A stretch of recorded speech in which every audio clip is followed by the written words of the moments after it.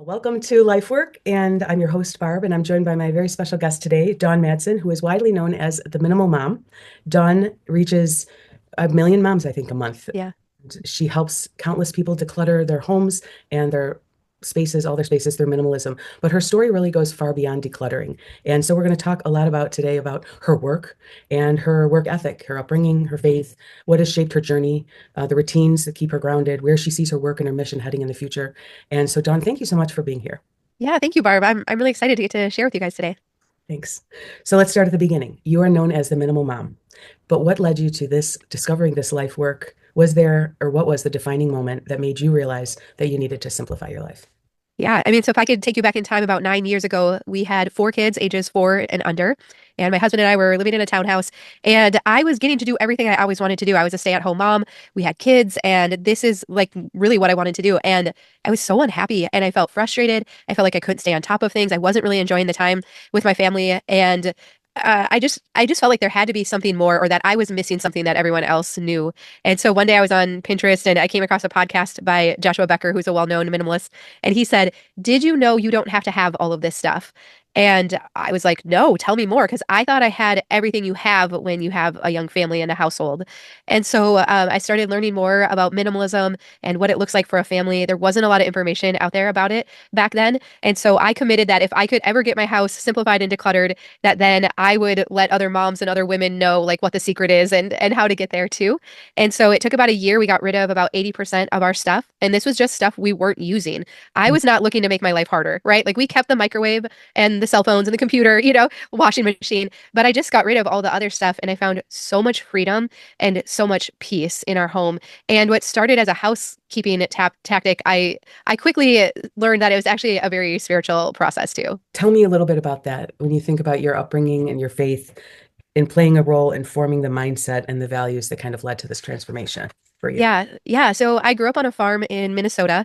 I have a twin sister, and then we had a brother who's 2 years, have a brother who's 2 years younger too. And so my parents worked full time and farmed. So they are two of the hardest working people that I know. But what stands out to me most about my parents was that even though we had very little, like there was never extra growing up, no extra money for clothes or name brand things.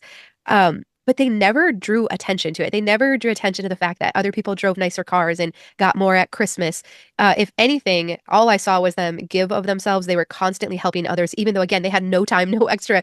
resources. But it was just known, like, if you need something, like, just stop by my parents' farm. Like, they will help you out and do whatever they can. And so, I mean, what they modeled to me was that stuff is not all that important. People are the main point, and I am so grateful for that. Now, it doesn't mean like if any of us who grew up maybe with not quite as much as we had hoped, you can get kind of a distorted though view of stuff because we kind of put it on a pedestal of like, but if I had that and if we had that. So as I started having my own household, and we could like go to garage sales and get things inexpensively, I'm like, well, I should have this and I should have that. So I very quickly filled up our home. But again, it was all stuff that I thought would lead to like a rich family life for us, right? And Mhm. so it was kind of a confusing time. And I just ended up with lots and lots of stuff, even though it wasn't actually adding a lot of value to our lives. Yeah. So is it kind of like your parents, you hear that adage, like, ask a busy person, Yeah. and otherwise we're Right. really gonna, yeah. Yeah. So, Yeah. it's interesting because their background and not having a lot definitely, and working through the challenges being able to then have more Uh-huh. or, and navigating, but they had it right all along. I didn't need Yes. stuff, I mean, Yes. we didn't need Right. stuff. And so, but as you're growing into young adulthood and having a family, kind of, Yeah. so when you think about that and letting go of material things, I mean, I discovered your channel a few years ago when we moved downtown and sold our home and moved down and downsized a lot and got rid of 85% of our things really. And it's true, we really didn't look back. And Uh-huh. all the things, there are so many things that you accumulate, saving many things. And when you do get rid of it, you don't really miss it, but you have to Yeah. have, it's helpful to have a little bit of a guide to help you Hmm. along and to have accountability and things. And so, your mentorship provides that. And even when you talk about, just ideas even from others and sharing that genius among other people, how they've done it. And it really has a lot, it really does help a lot. So when you think about your faith, what are there any practices or norms or that has served you well. Like on my laptop, I have my sticker, I could do all things through Christ who strengthens me. Yeah. I Yeah. mean, That's so the good. the little the things that little aspirations that you have said, or as you've grown through things and guided you on your journey, what are some things, prayers that help you and have helped you in building really a global business in the last Yeah. 5 years? I mean, amazing, really, all the Mind blowing. What's happening? I could have time. never in Sure. a million years. I'm like, this farm girl from Minnesota. What? Like, what's going on? Yeah. Yeah, I Yeah. mean, my favorite verse when it comes to decluttering is 1 Timothy 6:6-8, and it says, "But godliness with contentment is great gain, for we brought nothing into this world, and we can take nothing from it. But if we have food and clothing, we should be content with that."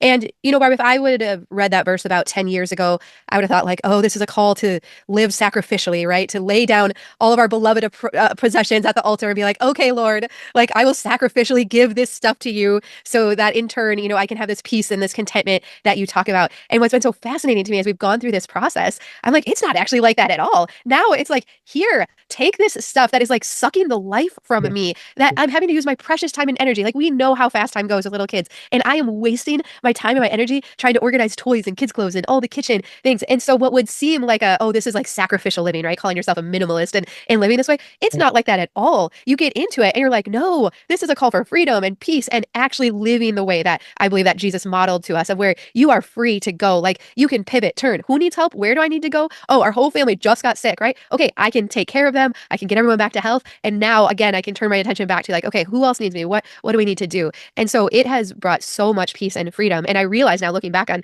like my Catholic upbringing and everything that I learned along the way, I'm like, this is the way to live. We idolize this stuff. We get so bogged down by it. It's such a distraction, and it's not bringing peace or joy or happiness to anyone around us. And so much freedom has come from living this lifestyle.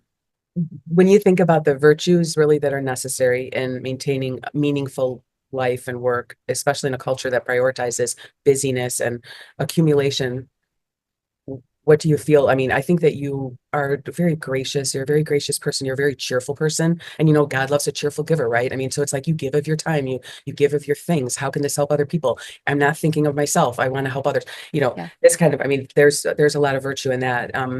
And what other things can you think of that have helped you out a lot with that? If we're not helping others, I don't think we're happy, joyful people. I saw that in my parents growing up. And what's interesting to me as I've got to work with lots of other women now is what's interesting to me is it feels like as our houses fill up with clutter and we don't feel like we're managing them well, and we're, then the other habits and the meal planning and the laundry and the cleaning routines, they all kind of go to the wayside when our homes get filled up with stuff. So I like to look at everything in our home is inventory that we have to manage. And so all of this stuff, and again, if you're unorganized, your house is messy, there's nothing wrong with you. You're just trying to manage too much inventory, and it has never been easier to acquire inventory in our homes. But what's been interesting about that is that the impact of it, the effect of it, is that we, especially as women, when we really generally do find a lot of joy in keeping our home and maintaining it and creating a peaceful place to be, but it really like beats down our spirit. Like, we really lose confidence in ourselves.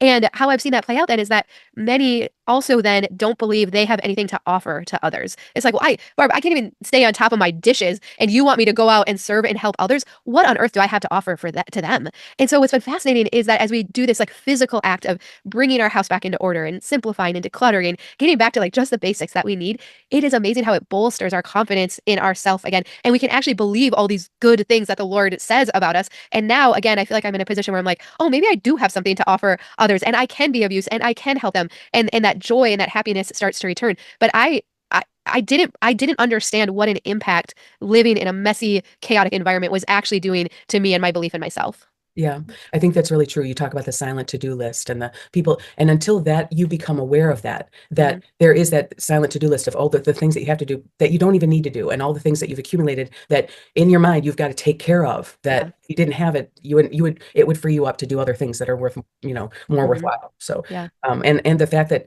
when you look at stores and the inventory, it is inventory. All Yeah. the things that you have and managing it takes Hmm. time. Yeah. And then you get, because it's so difficult to manage all the things, you don't have the bandwidth, the mindset to think I can help others because you're so bogged down. And so Yep. it's just so demoralizing, right? So Yes. Yeah. Good word. Yes. for sure, Hmm. for sure. So I would imagine living intentionally and maintaining balance with your life and your work requires also strong routines. So habits and routines that kind of keep you grounded. So can you share some of those Yeah. practices and tips, and especially for people to avoid burnout and Yeah. Yeah. So I'm a naturally very messy person. I like to call it more like a creative type, right? I am not, I don't do routines well. Keeping up my house, I also feel like was so hard because I just am not a person that naturally is just like, oh, don't put it down, put it away, right? Or just like have a home for everything and everything in its home. And so the solution for me really was highly simplifying and minimizing our home. And so that was a really powerful first step for me because it again, if systems in your house aren't working, like your meal planning and laundry and your to-do list and all of that, generally it just means there's too much inventory in those areas. And so as I got our house simplified and decluttered, I was like, oh, I can start to like stay on top of these routines now, and doing the dishes every day and a load of laundry a day felt much more doable and practical. So that was a huge first step for me getting to a point where I could be consistent with routines. But the other thing that has just served me so well is that at the beginning of every day, I'm always looking at, the task list, and it's like what has to get done today? What if this didn't get done today, that would there's either financial consequences or, consequences to other people, or like this has to get done. And I know often we want to start with the easy thing and maybe like ease into our day, but especially when we had little kids and I never knew if the day was going to go off the rails or not, I really learned to start my day with the hardest thing. And that is a muscle we can work and we can do. I mean, now I've been doing this for 10 years and it is just second nature that at the beginning of the day, I'm like, okay, what has to get done? And then if other things get done, great. But if not, then I've still been successful for today. And so that also has really helped my confidence of, in the past I had broken trust with myself so much. I say I'm going to do this and I'm going to do that, and then it wouldn't happen. And so I started to believe that I never follow through with things. So as I started to implement this and to do it more consistently, that also gave me a lot of confidence. And I don't have those frantic feelings now of being behind and, oh, I forgot this and I'm always the one late and forgetting things. Even though we have a very busy household now, our kids are now they're 10 through 15. Yeah. I thought we were busy when they were little. Oh my goodness, so many details to manage. But I Yeah. actually feel like I can stay on top of it. Yeah. And the idea of kind of like do it today now, because Hmm. procrastination is just another way of saying push it off to tomorrow. And it's another excuse saying I'm just not going to do it. Yeah. So better to do the And it really like um, mentally clutters up our brains when we have all these things hanging out there and that pushing it off. I mean, it is. It just it's still there, right? oh Even if we yeah. don't do it. So Yeah. yeah. Sure. And so when you think about like 5 years ago and this life work that started, what you started with a blog, right? Like I Mhm. think we can be friends, which is just so Yeah. so you is so genuinely, sincerely done, And then that turned into vlogging, and Mhm. then it turned into different projects that you put into it to like complement and Mhm. help people more. And then at the same time, I think some initiatives to helping in Mexico and helping others, and also inviting your community to help others, which in a little way, but and if people and everybody does their little bit of their part, it Yeah. helps. And I'd like you to talk a little bit how you have kind of grown your business at least to this point, and from where you have been to where you are. And you must be praying because you've been inspired in many ways and from the get-go. And I think God is right there with us, like through all of it. Like when you think to yourself, if I could just have told the girl 10 years ago, don't worry, or like through all that struggle where it's like, oh, I can't, and then he's right there with you, and then Yeah. getting through it, and then you do so much more, but he uses you to help so many more, to help yourself, and then to help so many others. It's the beautiful story of like how much God loves us. That is, Yeah. so I think share a little bit about that, like how this, your life work, it started so small and how it's grown to even now, and how you were able to integrate not just the work, but faith. Yeah. Yeah. Yeah. I think probably something else my parents modeled was just being so open-handed. And so as I was getting my house decluttered and simplified, and I just felt this urgency, I was like, wow, I really do need to share this message with other women. And I didn't know exactly what that would look like. So blogging was just something I was doing, so it felt like a natural thing. And but I actually really did not enjoy blogging. I'm not a good writer. And it felt tedious, and I can't talk with my hands when I'm writing, right? And so I went to, but I was just like, but I'm like, this is what's in my hand right now. Like, this is what I know. I can do it while kids are napping, and so I'm like, I'm just going to do it. And then I went to a blog conference, and so this was about 6 years ago, and they were like, video is everything. You have to do video now, right? They're like, people don't read. Like, you have to just talk to them, right? So they can multitask and do it in the background, right? And so at the time, my sister, the church she was working at, she was learning videoing and video editing. And so I was like, okay, Diana, like, I'm supposed to be doing video, I guess. She's like, oh, yeah, we got it. Like, so we would look at the blog posts that had done well. And I'm like, okay, laundry systems, kids' toys, kids' clothes. I'm going to do a video on each of those. And we had also worked at a Christian radio station before that, too. too. And we got to work with some really good talent coaches who helped us like learn how to communicate and to talk to others and to share ideas in a way that are easy to receive and to implement. And so it just felt like, I mean, even those first videos that we were doing, it just felt like everything was coming together, like my past experiences and then my sister doing this. And so it felt very natural and like, okay, yes, this is the right next step to keep doing. And then from there, it just, I honestly thought, Barb, that I was the only one that could not stay on top of my house. But then it was like the women were just coming out of the woodwork, like, wow, thank you for saying this and validating this. And yes, I'm drowning in stuff too. And even those who are very naturally organized found that their systems were getting overwhelmed with all this extra stuff that they were trying to manage. So to be able to come alongside and say, like, hey, it's okay. You can let this stuff go. You don't have to try and, manage it all anymore.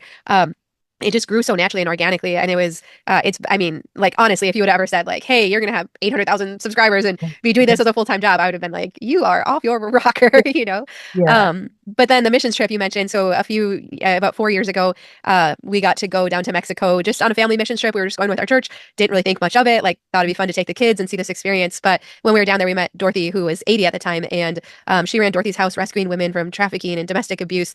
And I don't want to get emotional talking about this, but she inspired me so much. I'm like, it's one thing for me to be in my comfy, heated house Um, making videos, putting them on the internet, but I'm like, you are down here doing it, like doing the hard work, getting hardly any recognition at all, helping these women, the stories that were coming out, how the Lord was just bringing the women to her, healing them, setting them free, equipping them with skills so they could go on to be successful. She inspired me so much. And they were at the time buying water. They didn't have a well. They had fruit trees they couldn't even water because it was just such a scarce commodity. The women could only shower once a week. I mean, they're working in the fields in Mexico. I mean, and she's like, again, we said demoralizing. Like, that's the word. Like, so Dorothy's like, you kind of lose your dignity over time when you just can't even do a simple thing like showering. And so I was like, okay, Dorothy, like, what do we got to do to get you guys a well? She's like, $36,000. I'm like, we can do that. And so, like you said, Barb, I just came back home. I made a printable bundt cake recipe book because, again, that was something in my hand. People have been like, hey, can we have your bundt cake recipes? I'm like, okay, we'll sell it for $5. We raised $120,000 for Dorothy's House through $5 bundt cake books. I mean, just tons and tons of $5 donations. There were some big gifts in there too, and I'm so grateful. But mostly, it was a bunch of people coming together and saying, I can do $5. And I think the coolest part, though, that still stands out to me was those who are like, I've never even met Dorothy. Like, I don't, right. Right. but hey, she's doing this, she's doing the work. Like, of course, like, what can we Yeah. do to help? And everyone coming together. I think everybody wants to help right now, wants to make an impact, wants Sure. to be influential in the lives of others. We just don't always know how to do it. And so No. now to be able to use this platform and to say, like, hey, get your house decluttered so that we can go help others. Like, you can do this too. And like sharing different ways and helping women gain their confidence so they can do this too. It is so incredibly meaningful. And I am humbled every single day to think that the Lord has trusted me with this and how far we've come because it blows my mind. And there's no way, like, I could never done this all on my own. Like, how he's blessed it and grown it has been so cool. But my hope is that, like, this is really just the beginning and that Oh, it is inspiring other women to say, like, okay, well, sure. I can help my neighbor. I can make a bundt cake book. I can, do this or For so it's sure, been so for cool. sure, for sure. Yeah. Because I think your attitude is so good about it. Your attitude is really when someone gives a little, it's you are as to them, they've given as much as they can, like the widow with the two mites, or you know Yeah. what I mean? And she's the one, she gave it all. She didn't Yeah. have anything to give, but she gave Yeah. all she had, and our Lord blessed her, and we still talk about her to this day. And then you think about bundt cakes, and it's like, well, there's bread, right? It's bread. Yeah. Oh, You that's good. know, it's Yeah. the loaves and the Yeah. fishes. Think Yeah. about how God is using, like the gospel isn't just alive 2,000 years ago. It is happening now, and you Yeah. are a character in the gospel now. That is Mhm. happening now with your bread, with your loaves and fishes. Here you go, Lord. That's all I got. I got Yeah. this little $5 bundt cake, and I'm gonna invite people to buy this book for $5. And then I'm gonna, because of that, I'm going to raise more than $50,000 for your people, your Yeah. children who need water. And I Yeah. then also I'm going to live the Beatitudes. Okay, I'm going to feed the hungry, and I'm going to give drink to the thirsty, and I'm going to give dignity to people. It is, Yeah. I mean, think about it. It's not, and the bottom line is that you didn't have to do any of this. You could have been miserable in your home and not done the hard work of saying, you know what, I have got to get it. I got to figure out a way. I've got to figure out a way. But do you see how it's like Holy Spirit is working in your life, Yeah. helping you to get it together yourself so that you can cooperate and do more? Too much is given, much is expected. And then to fortify you to be able to do more and give more. And look what you've done and look what you continue to do with the little tiny beginnings, right? But how God cooperates and turns it into the little loaves and fishes. And then the apostles are like, what are you talking about? There's like thousands of people Right. here. Right. You got a little 12-year-old boy handing you 5 loaves and 2 fish. How are you going to feed 1,000? Hmm. And then it multiplies and multiplies. And we're living the gospel. You know what I'm Yeah. saying? No, that's so good. So this idea of like and also like this idea of the early Christians, what did they do? They helped each other. Like, what can Yeah. I do to share with everybody around me? So really, I mean, these are it's pretty amazing when you think about it. Well, I mean, I remember hearing somebody say, when you look at someone, when you see their life work and what they're doing, and that's why I love this so much. I love hearing the stories of people who are making the most of their everyday lives. I mean, Yeah. and their everyday work. They are really doing it, bringing it and doing it Hmm. so hard, right? Yeah. But when you think about it, like, um, it's uh I lost my train of thought, but it'll come back. Yeah. Um, all right. So when you think about where you're heading in the future, kind of some plans for who you're reaching now and what you want to do now, you've gotten a little bit more, into just it's interesting because the different things that you've come, it kind of is like right on time. Yeah. It's right on time. And even the things that you are making available to people, to women is right on time. And there Mm, is such a need, I guess, mm, yeah. with and it's again making people aware. So Yeah. yeah, yeah, yeah. Um, Yeah. No, I'm excited. Man, I just want to keep giving women permission. I think we know it's not natural to manage all of this stuff and to use our life this way. And so I want to keep giving permission that it is okay to let this stuff go. And Barb, I think it gets confusing, especially for those of us who are Christians, because sometimes we think hanging on to all this stuff is being a good steward. When I was a young mom and we didn't have a lot of extra money, and so I'm like, I'm going to go to garage sales and I'm going to stock up on the kids' clothes and the other stuff, and I'll buy it 4 sizes ahead so that I have it when we need it. And I felt like that is being a good steward, not realizing that I was drowning and that it wasn't a good use of my time. yeah, And so I think it's a little confusing sometimes to think, but shouldn't I keep this? Instead of having this mindset of, you know what, if there's stuff I'm not using, I'm going to share it with others right now. Let people who need it right now use it. And I'm going to trust that when I have a need or when there is something, that it is going to find its way to me. And that has been the testimony now these last 9 years too. Like, if I need something and maybe I did donate it or declutter it, I don't generally ever have to go buy it. I just like, I have like an ongoing list of like, okay, new shower curtain, right? yeah, And right. like I go to a friend's house and she has a donation box by the door, and on top of it's a shower curtain. I'm like, "Are you donating that?" And she's like, "Yeah." And I'm like, "Could I have that?" And she's like, "Of course. Like I would rather you take it than, take it to the donation center." And so a lot of us, we don't get to experience that anymore because we just buy stuff when we need it, Yeah, right? seven And so spatulas, right? yeah, Instead of we just don't saying we don't have an extra spatula, use a spoon. Make do with what you have. yeah. For sure. So we're just so used to meeting our own needs now that there isn't even really room for that like surprise and delight of like, "Oh Lord, you do care about these little details and you say that you will provide for us and you care about the little things too." And so again, this whole process has just been detaching ourselves from these worldly possessions, getting our mindset back where stuff is a tool to be used. Absolutely, there's things that make our lives better, keep those, but the rest of it really does become things that we idolize and detracts from our life and does not add any value. And I think that young parents, really, people are sold this like idea that the kids need all of these things, and it's hard to let go of that, right? Because it's Yep. hard to buy into what you're saying, which is basically they don't need. I mean, certainly the digital, there's so much to think about there, but also just stuff. And when you have an opportunity to get your kids a lot of toys, there's this idea that they need this stuff. Yeah. It's a hard sell to say, guess what? You've been sold the bill of goods. This is not. Yeah. The truth is they need very little, and to be Yeah. creative, and that probably takes time for people to wrap their heads around. It does. You It's know? definitely a process. So be gentle with yourself. There's a lot, when we go to declutter, I've often said like we're confronted with every wrong decision we've made. Shouldn't have bought that. Why did I give into that marketing and that influence? And so we have to be gentle with ourselves and give ourselves a lot of grace. Like I thought it was going to be good. I thought it was going to solve a problem I was having, but it's not. And so keeping it doesn't right the wrong of buying it, but letting it go, freeing up the space in my house, that's what's actually going to add value and feel so good. I think that you bring to mind a lot of these ideas that people have not thought of before, and then they begin to say they trust, because you're reliable, you're there, you're giving good content, you're decent person, so when you think about it, then people can be more apt to say, yeah, maybe I have been I've been holding on to all this stuff, I don't need to have like seven spatulas, or whatever it is. And it allows people to really to be able to change some of these mindsets, but also modes of living and with Mhm. their things and their homes. And you've probably learned a lot as you've learned, and again, in hearing so many stories, and that you've been able to kind of fine tune it. And this is what they're really struggling with, Mhm. and this kind of fear of missing out, and this, um, what is really necessary. And then when they discover it themselves, it's like, okay, great. Yeah.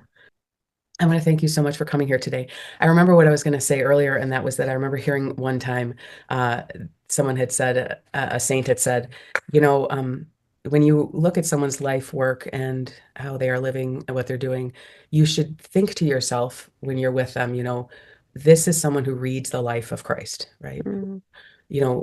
And so I think that you really are that person. I think that you take your faith very seriously and your work very seriously. You do a really good work. You really, really do. And I have to laugh because when you finish all your when you finish all your YouTube videos and things, and you've been doing this for years now, I mean, since you probably started this, and you always say, I love you. And, you know, I hope you have a great day. I love you. And that's so funny, Don, I have to say, because when I hear other people say that, in the end of sometimes, end of videos and things, I think, like you can't, you're not done. You can't really get done with that. You're kind. It's, you can't really do that because don't even try because Well, because thank it's you, Barb. just That all I means think so you are a much to me. genuine person. You really are genuine. I think you speak from the heart, and I think people pick up on that, Mm, and you're able to do what you. I think God loves you very much. You're just thank you. really so special, very special person. So, anyways, thank Thank you you. I for really being appreciate here that. today. Thank you, everybody, for Yeah. joining us. And